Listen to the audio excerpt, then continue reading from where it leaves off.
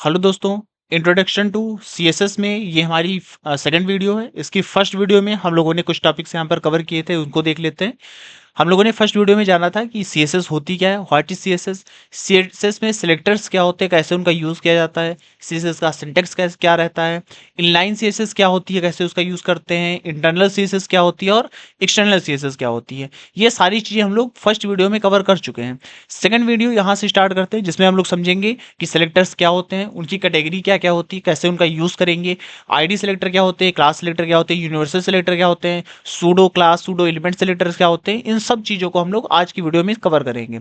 चलिए स्टार्ट करते हैं। फर्स्ट वीडियो में हम लोग समझ चुके हैं सीएसएस सिलेक्टर्स होते क्या हैं। देखिए बेसिकली सीएसएस सिलेक्टर्स यूज किए जाते हैं यहाँ पर एलिमेंट्स को सेलेक्ट करने के लिए, एचटीएमएल के एलिमेंट्स को सेलेक्ट करने के लिए जिनको हम लोग चाहते हैं स्टाइल देना। मान लीजिए यहाँ पे हमारे पेज में पैराग्राफ लिखा हुआ है, इमेज लिखी हुई है, हेडिंग दी गई है, उसमें से हम किस एलिमेंट को स्टाइलिंग देंगे सीएसएस की मदद से, उसको डिफाइन करने के लिए हम लोग सेलेक्टर्स का यूज करते हैं। हम लिख देंगे वहां पे हेडिंग 1, तो हेडिंग 1 में जो चेंजेस करने होंगे वो वहां पर हो जाएंगे सीएसएस की मदद से। इस टाइप से सेलेक्टर्स का यूज किया जाता है।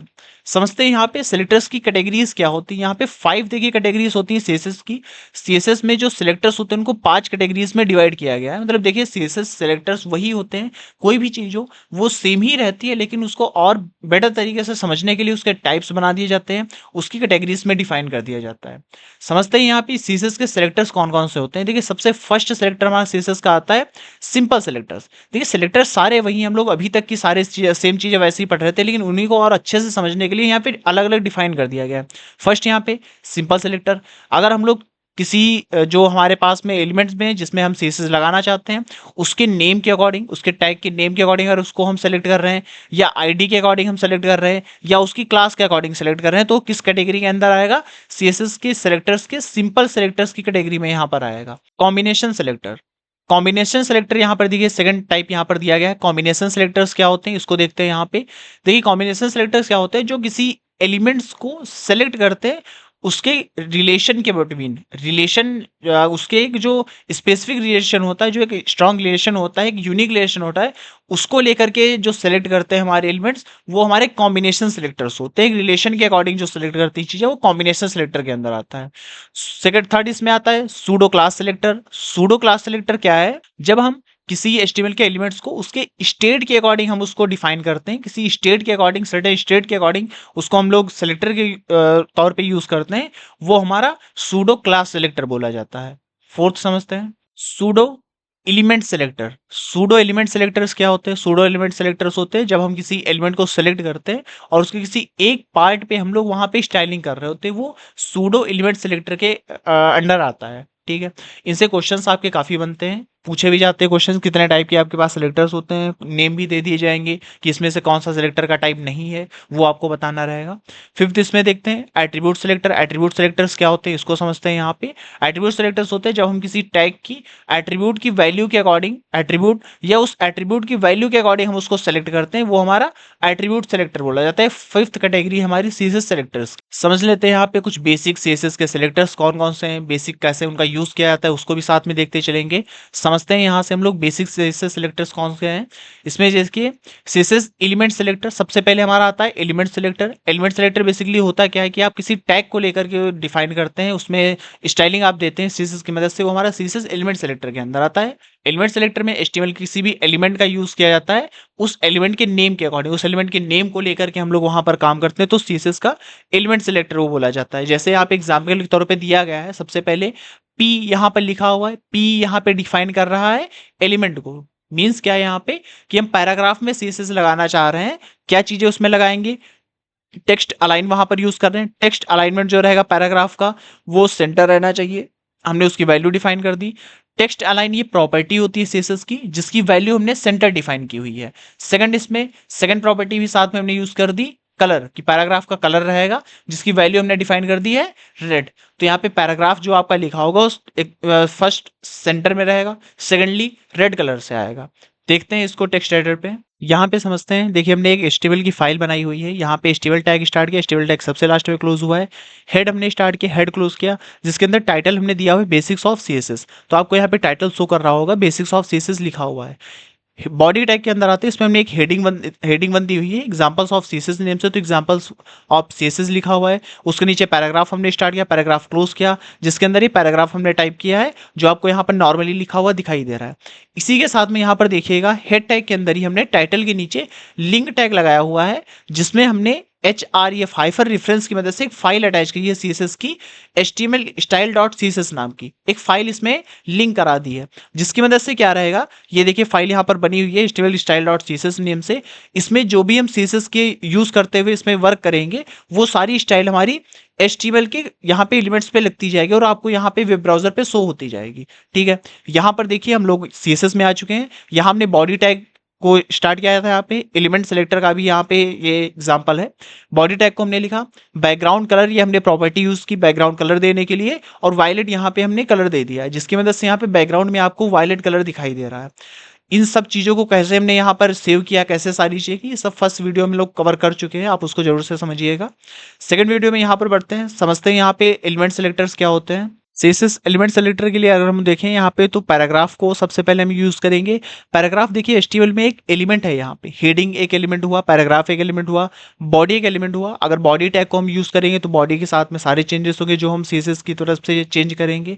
पैराग्राफ को यहाँ पर हम लोग लेते हैं, तो आते हैं अपने सीएसएस में, यहाँ पे हमने एंटर किया, पी यहाँ पर लिखेंगे, जिसकी मदद से जो हमारा सिलेक्टर रहेगा वो पी सिलेक्टर यहाँ पर रहेगा। ये एलिमेंट सिलेक्टर का एग्जांपल है। एलिमेंट्स ही पैराग्राफ एक एचटीएमएल में एलिमेंट होता है, उसको हमने डिफाइन कर लिया, हमने यहाँ पे पी लिखा। अब इसमें जो जो चेंजेस बताएंगे वो आपको पैराग्राफ में वेब ब्राउजर पे आपको शो करेंगे। यहाँ पर लिखते हैं, सबसे पहले हमने टाइप किया यहाँ पे कलर, जिसकी मदद से हम लोग पैराग्राफ के जो टेक्स्ट कलर है उसको डिफाइन कर सकते हैं। तो टेक्स्ट कलर यहाँ पर हम एक चूज कर लेते हैं, ब्राउन। यहाँ पे हमने टेक्स्ट का कलर ले लिया है, तो ब्राउन कलर आपको शो करेगा। एक बार इसको रिफ्रेश करके आपको दिखाते हैं, यहाँ पे ब्राउन कलर, यहाँ पर टेक्स्ट का कलर हमारे ब्राउन शो कर रहा है। अगर कोई और चेंज करें तो वो आपको कलर वहां पे दिखाई देगा।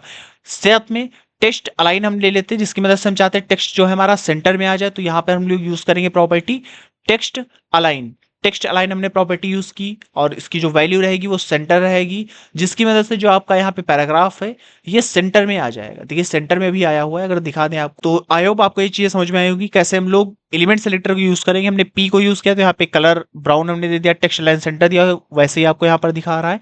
सेम ऐसे अगर हेडिंग्स में हम चेंज करना चाहते हैं तो यहाँ पे H1 हम टाइप करेंगे तो हेडिंग सेलेक्टर ही बोला जाएगा। यहाँ पे हमने एलिमेंट को यहाँ पर उठा लिया है, तो यहाँ पे हेडिंग नाम के एलिमेंट को हमने उठाया, इसमें जो चेंजेस करेंगे वो आपको शो करेंगे। यहाँ पे कलर हमने ले लिया, कलर हमने कहा इसका जो रहेगा वो रेड रहना चाहिए।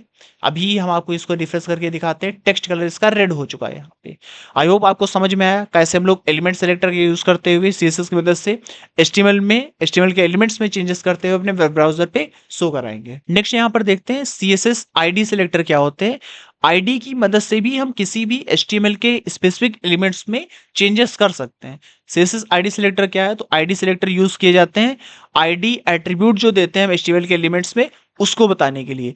आईडी जो होती है वो एक स्पेसिफिक होती है एलिमेंट्स के लिए, किसी भी एलिमेंट्स के लिए एक आईडी अलग बनाई जाती है, स्पेसिफिक होती है, एक यूनिक होती है, जो किसी और टैग में वो नहीं दी जाती है।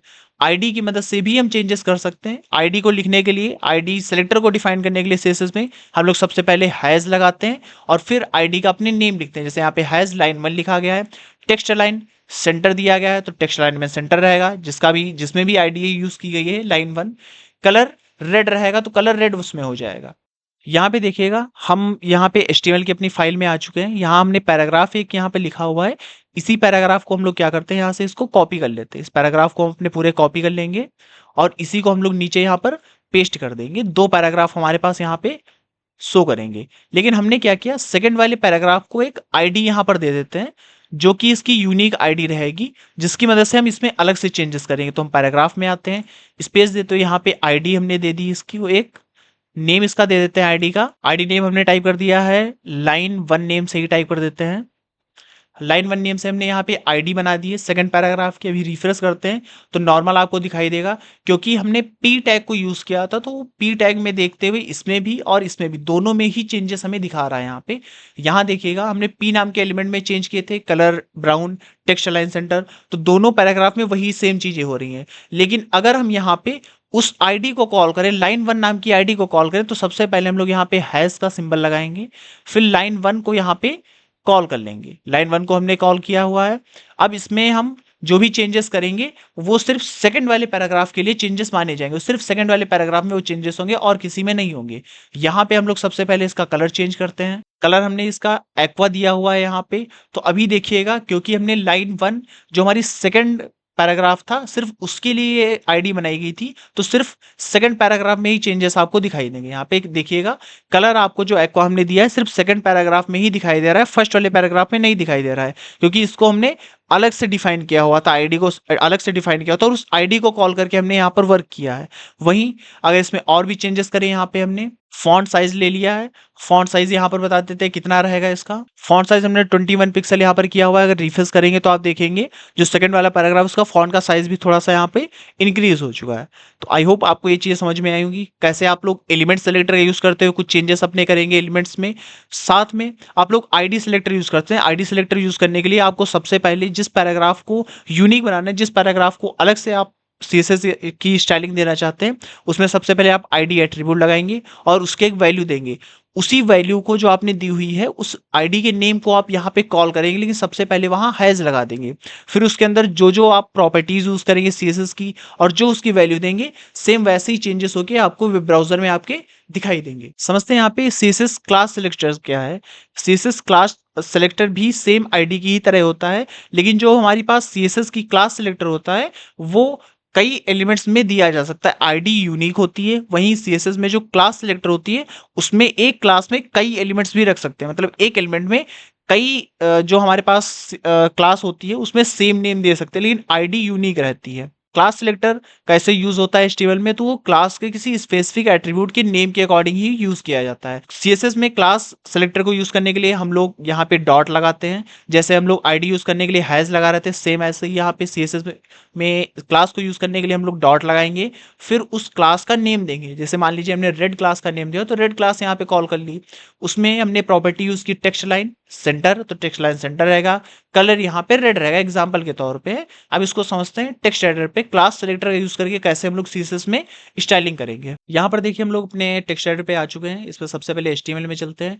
हम लोग यहाँ पे इस हेडिंग 1 को यहाँ पे कॉपी कर लेंगे। इस हेडिंग 1 को यहाँ पर हम लोग पेस्ट करते हैं, जहाँ पे पैराग्राफ दिया गया इसी के साथ हेडिंग 1 को भी हम पेस्ट कर देते हैं।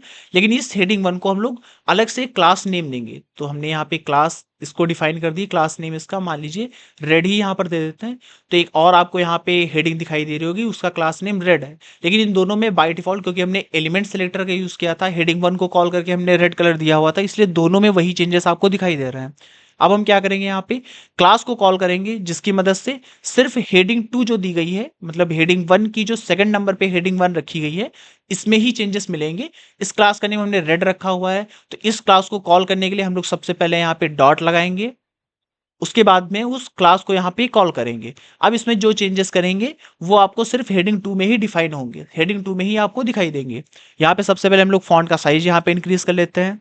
फॉन्ट साइज में आ गए, यहाँ पे हमने फॉन्ट का साइज यहाँ पे डिफाइन कर दिया है 42 पिक्सल। आपको इसका फॉन्ट साइज हेडिंग 1 का फॉन्ट साइज आपको देखने को मिलेगा 42 पिक्सल। थोड़ा सा यहाँ पे फॉन्ट साइज बढ़ गया है, जबकि हेडिंग 1 में कोई चेंजेस नहीं हुई, क्योंकि हमने सिर्फ क्लास को कॉल किया था रेड वाली, और उस क्लास में सिर्फ हेडिंग 1 को ही रखा था जो सेकंड लाइन में दी गई है, इसीलिए इसी में सिर्फ चेंजेस आपको दिखाई दे रहे हैं। साथ में इसमें कलर भी हम लोग चेंज कर देते हैं, तो आपको कलर भी इसमें चेंज देखने को मिलेगा। यहाँ पर हमने यहाँ पे डार्क ब्लू कलर यहाँ पर ले लिया है, अगर आप देखेंगे यहाँ पे तो आपको वही चेंजेस यहाँ पे दिखाई देंगे। तो डार्क ब्लू उसका कलर भी आपको डिफाइन हो रहा हो। आगे बढ़ते हैं, समझते हैं यूनिवर्सल सेलेक्टर क्या होता है और उसको कैसे यूज करेंगे अपने पैराग्राफ के अंदर। आगे बढ़ते हैं, समझते हैं यूनिवर्सल सेलेक्टर क्या होता है, कैसे उसको यूज करेंगे अपने एचटीएमएल के डॉक्यूमेंट्स में। यूनिवर्सल सेलेक्टर समझते हैं यहाँ पे क्या होता है। यूनिवर्सल सेलेक्टर देखिए यूज करने के लिए आपको यहाँ पे एस्ट्रिक का साइन सबसे पहले लगाना पड़ता है। सिर्फ एस्ट्रिक साइन आप लगाएंगे यूनिवर्सल सेलेक्टर माना जाएगा। ये क्या करता है, ऑल एचटीएमएल पे जितने भी आपका एचटीएमएल का पेज होता है उन सभी के एलिमेंट्स में वही चेंजेस कर देता है जो हम लोग यहाँ पे यूनिवर्सल सेलेक्टर लगाते हुए डिफाइन करते हैं। वो सभी जितने भी एलिमेंट्स होंगे उनमें सभी में वही चेंजेस कर देगा। हाँ, जिनमें हम लोग अलग से कोई चीजें बताएंगे, मान लीजिए हमने पैराग्राफ बनाया हुआ है अपने पेज पे और हेडिंग बनाई हुई है, हमने यहाँ पे कह दिया कि जो हेडिंग रहे, जो हमने यूनिवर्सल सेलेक्टर लगाते हुए कह दिया कि सभी जो कलर रहेगा पूरे टेक्स्ट का वो रेड रहेगा, लेकिन हमने पैराग्राफ में अलग से येलो कलर डिफाइन कर दिया, तो जो हमारी हेडिंग रहेगी उसका कलर ऑटोमेटिक रेड हो जाएगा। यूनिवर्सल सेलेक्टर के अंदर वो डिफाइन की थी चीजें, लेकिन पैराग्राफ को अलग से हमने येलो कहा था तो वो अलग से येलो ही रहेगा। ठीक है।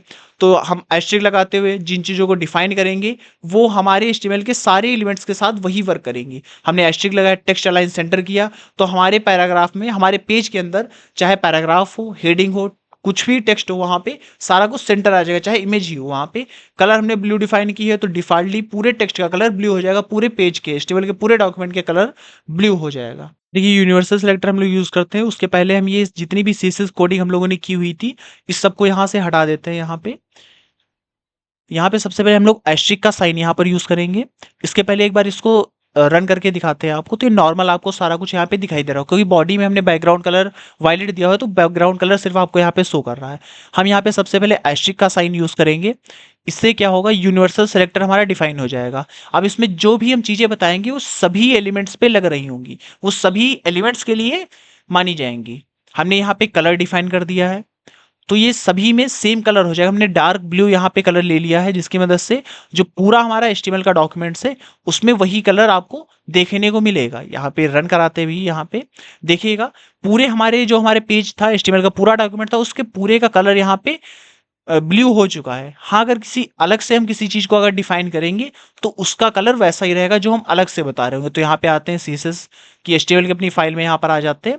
मान लीजिए यहाँ पे पैराग्राफ में ID लाइन 1 जो दी गई है इसको हम अलग से कलर देंगे। जो सेकंड हमारे पास पैराग्राफ है इसको हम अलग से कलर देंगे। तो यहाँ पे हम लोग ID लाइन 1 दी गई, इसको यहाँ पे कॉल कर लेते हैं। तो आप जानते हैं ID को कॉल करने के लिए हम लोग सबसे पहले हैज़ यहाँ पे सिंबल लगाएंगे, फिर यहाँ पे उस ID का ID की जो वैल्यू है उसको यहाँ पर डिफाइन करेंगे। ID वैल्यू डिफाइन करते हुए इसमें जो अब हम कलर बताएंगे वो सिर्फ सेकंड वाले पैराग्राफ का कलर होगा और सब में सेम वैसे ही कलर्स रहेंगे जो हमने वहाँ पे डिफाइन किया हुआ है। यहाँ पर एक्वा ही ले लेते हैं, तो सेकंड जो पैराग्राफ है उसमें सिर्फ एक्वा कलर रहेगा, बाकी HTML के जितने भी एलिमेंट्स हैं उन सब में सेम वैसी ही चीजें रहेंगी। आप देख सकते हैं यहाँ पे जो सेकंड पैराग्राफ है उसमें जो कलर था टेक्स्ट का वो एक्वा हो चुका है। बाकी क्योंकि यूनिवर्सल सेलेक्टर में कलर हमने जो वैल्यू थी उसमें डार्क ब्लू दी हुई है, इसीलिए बाकी जितना भी HTML का डॉक्यूमेंट्स है उसमें सभी में जो टेक्स्ट कलर आ रहा है वो डार्क ब्लू वहां पे शो कर रहा है। नेक्स्ट और लास्ट सेलेक्टर में हम लोग समझ लेते हैं CSS ग्रुपिंग सेलेक्टर, किस तरीके से हम लोग कई एलिमेंट्स को एक साथ में यूज करते हुए उसमें CSS दे सकते हैं, उसको समझते हैं।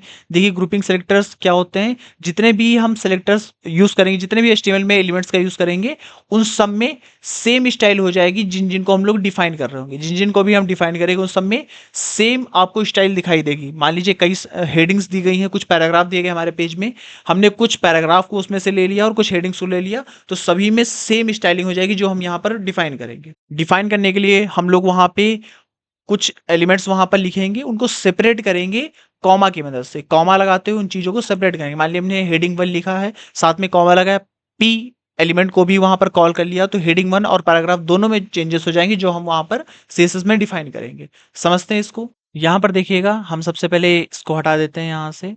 सभी कुछ अभी यहाँ पे नॉर्मल है। हमारे पास हेडिंग 1 है, उसके साथ में पैराग्राफ भी है। हम क्या करते हैं, यहाँ पे हेडिंग्स चेंज कर लेते हैं। हेडिंग 1 फर्स्ट वाली हमारी रहेगी, सेकंड वाली का नेम यहाँ पे हेडिंग 3 कर देते हैं, तो हेडिंग 3 में रहेगा सेकंड पैराग्राफ। जो हमारे पास सेकंड हेडिंग रहेगी वो हेडिंग 3 रहेगी। हेडिंग 1 ये बोली जाएगी और हेडिंग 3 ये रहेगी। अभी आपको अगर दिखाएं यहाँ पे, तो इसका जो फॉन्ट साइज है वो थोड़ा सा यहाँ पे कम हो चुका है, क्योंकि वो हेडिंग 3 है हमारे पास में, इसीलिए सेकंड वाली जो हेडिंग है उसका फॉन्ट साइज यहाँ पे कम हो गया है। हेडिंग फर्स्ट हमारे पास में, हेडिंग 3 हमारे पास में। अब इन दोनों में साथ ही में हम कलर चेंज करना चाहते हैं, साथ ही में कुछ भी यहाँ पे चेंज करना चाहते हैं, फॉन्ट साइज या अलाइनमेंट चेंज करना चाहते हैं, तो इन दोनों को हमें कॉल करना पड़ेगा। तो अलग अलग कोडिंग ना करके इन दोनों के लिए हम लोग साथ ही में कर सकते हैं। तो यहाँ पे H1 हेडिंग 1 लिखेंगे, साथ में कॉमा लगाते हुए हेडिंग 3 को भी यहाँ पर कॉल कर लेंगे। और अब जो भी हम यहाँ पे बताएंगे, जो भी चीजें हम वैल्यूज देते हैं उसकी वैल्यू बताएंगे प्रॉपर्टी के साथ में, वो चेंजेस हमारी दोनों हेडिंग्स में हो जाएंगे। हेडिंग 1 और हेडिंग 3 दोनों में वो चेंजेस हो जाएंगे। सबसे पहले हम लोग यहाँ पे कलर को डिफाइन कर लेते हैं। गोल्ड कलर यहाँ पर हमने चूज किया हुआ है, जिसकी मदद से यहाँ पे हेडिंग 1 और हेडिंग 3 दोनों में ही गोल्ड कलर आपको यहाँ पर दिखाई देगा। एक येलो कलर आपको वहां पर शो कर रहा है। तो ये देखिए, अलग अलग कोडिंग ना करके दोनों के लिए हमने एक साथ इन दोनों में कोडिंग्स अप्लाई कर दी हैं। एक साथ इसमें डिफाइन कर दिया कि हेडिंग 1 और हेडिंग 3 दोनों में जो कलर्स रहेंगे वो येलो ही रहेगा, वहां पे हमने डिफाइन कर दिया है। सेम ऐसे ही इसका अलाइनमेंट हम लोग चेंज कर सकते हैं। यहाँ पे साथ ही में एक साथ हम अलाइनमेंट जो देंगे यहाँ पे, वो अलाइनमेंट आपको यहाँ पर शो करेगा। तो टेक्स्ट लाइन में सेंटर किया हुआ है, तो दोनों ही हेडिंग्स हमारी सेंटर में भी आ चुकी है। आई होप आपको यहाँ तक की सारी चीज़ें क्लियर हुई होंगी। जल्दी से इस वीडियो की समरी के टाइम में समझ लेते हैं कि क्या-क्या चीज़ें हम लोगों ने इस वीडियो में लर्न की है। यहाँ पे सीएसएस सेलेक्टर्स हम लोग समझे क्या होते हैं, उसके साथ में 5 कैटेगरीज में सीएसएस सेलेक्टर्स को डिफाइन किया गया है, जिसमें हम लोग समझे सिंपल एंड कॉम्बिनेटर सेलेक्टर्स क्या होते हैं, सूडो क्लास और सूडो एलिमेंट सेलेक्टर्स क्या होते हैं, क्लास और आईडी सेलेक्टर्स का कैसे यूज़ किया जाता है, कैसे हम लोग क्लास और आईडी को कॉल करते हुए चेंजेस करेंगे अपने एलिमेंट्स में, अपने एचटीएमएल के डॉक्यूमेंट्स में। यूनिवर्सल सेलेक्टर क्या होता है, उसको यूज करते हुए हम लोग बता सकते हैं कि जो पूरे पेज में डिफॉल्टली जो चेंजेस हम करना चाहते हैं उस सीएसएस में यूनिवर्सल सेलेक्टर की मदद से करेंगे। साथ ही में ग्रुपिंग सेलेक्टर हम लोग इसमें देखें, कई सारे एलिमेंट्स को एक साथ हम यूज करके कॉमा के साथ में सेपरेट करते हुए सीएसएस में एक साथ उसमें चेंजेस कर सकते हैं, जिसकी मदद से हमें अलग अलग कोड ना लिखते हुए ईजी रहता है हमारे कोड को लिखना। एक ही साथ हम सभी में चेंजेस कर देंगे तो ज़्यादा लेंदी नहीं होगा हमारा कोड। आई होप आपको ये वीडियो समझ में आई होगी, सारी चीज़ें आपको, ये सारे टॉपिक्स आपको इसमें क्लियर हुए होंगे। मिलते हैं नेक्स्ट वीडियो में। Thank you.